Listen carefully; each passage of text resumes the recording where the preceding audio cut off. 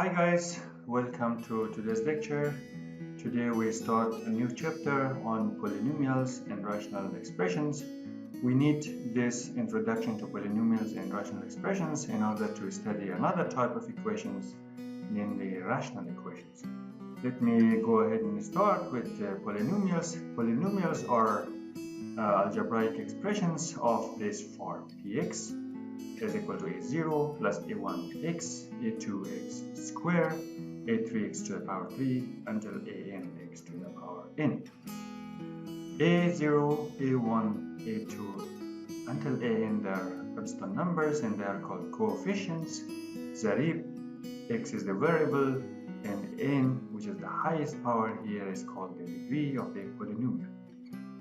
For example, px is equal to 1 plus 2x is a polynomial of degree 1. Why degree 1? Because the highest power of x here is 1. The evaluation of a polynomial in a given number is to find the value of the polynomial if we give x certain values. For example, consider this polynomial px is equal to 1 minus 2x. What is the value of this polynomial when x is, for example, 0?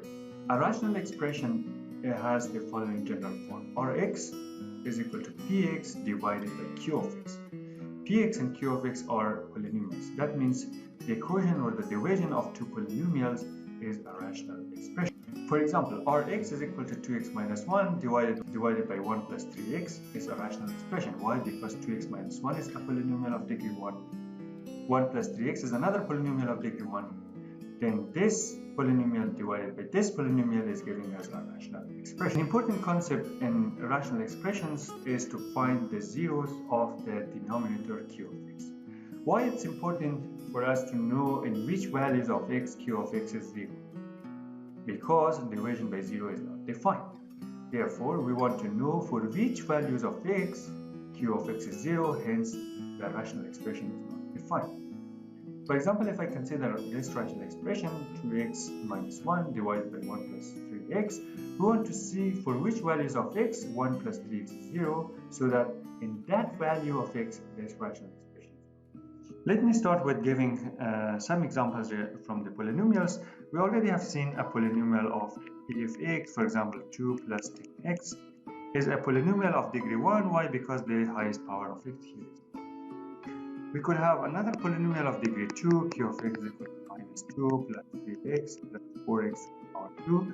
Here, since the highest power is 2, hence this q of x is a polynomial of degree 2. Now, let's evaluate p of x when x is equal to 0, for example. And we write that p of x, since x is 0, we write p of 0 is equal to 2. Whenever we got an x, we substitute x by 0. This is 10 times x is 0.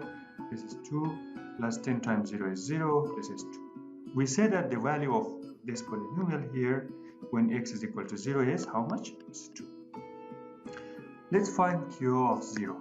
That means what is the value of this polynomial of degree 2 when x is 0? This is nothing but minus 2 plus 3 times 0 is 4 times 0 squared.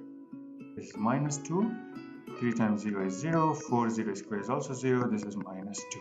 That means the value of q of x when x is 0, here is how much? It's minus 2. Let me consider another value, x is equal to minus 1, and check how much is q of minus 1. Minus 1 is equal to minus 2 plus 3 times minus 1. Because here we have x, we just replace x with minus 1 plus 4 times minus 1 squared.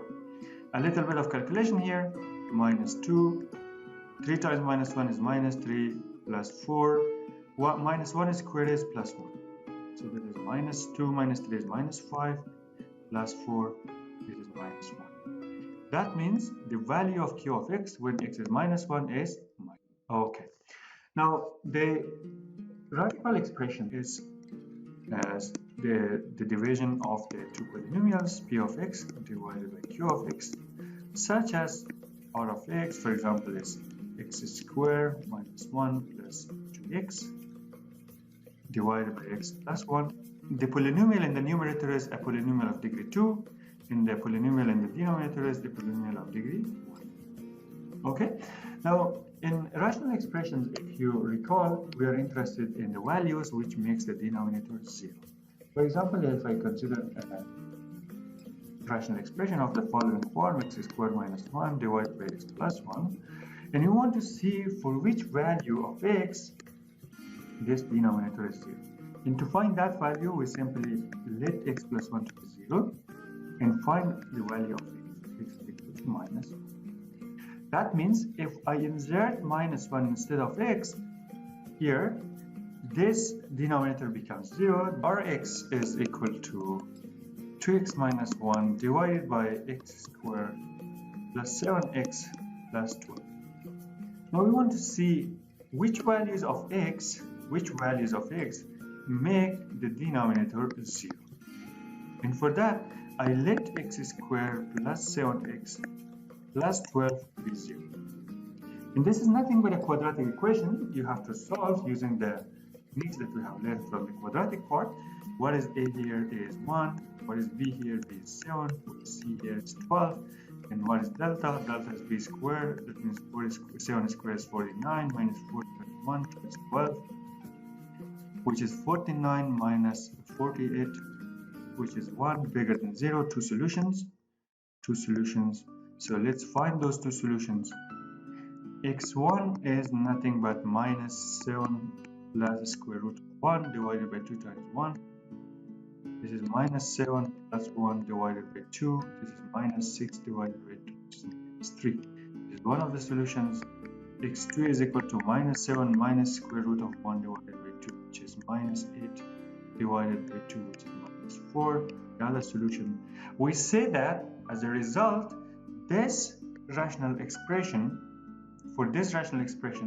the denominator, which is x squared plus 7x plus 12, is 0 when x is minus 3 and x is minus 4. That means that this rational expression here is not defined when x is equal to minus 3 or x is equal to minus 4.